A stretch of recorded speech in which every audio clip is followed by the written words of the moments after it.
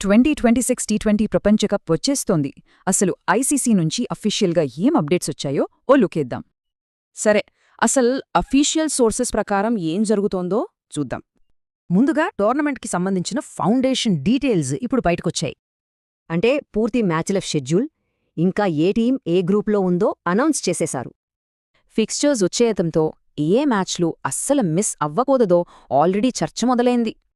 ఇక అసలు డ్రామా అదేనండి, టీమ్స్, వాటి మధ్య పోరు, అంచనాల గురించి చూద్దాం. గ్రూప్ సిలో కొత్త టీమ్స్ వస్తుంటే గ్రూప్ డిలో టాప్ టీమ్స్ మధ్య పెద్ద యుద్ధమే జరగనుంది. చూడండి, కొన్ని టీమ్స్పై అప్పుడే అంచనాలు కూడా మొదలయ్యాయి. ఇది టోర్నీకి మంచి కిక్కిస్తోంది. సరే, ఇంతా చేసి ఫ్యాన్స్గా మనం ఈ యాక్షన్ని ఎలా ఫాలో అవ్వాలి?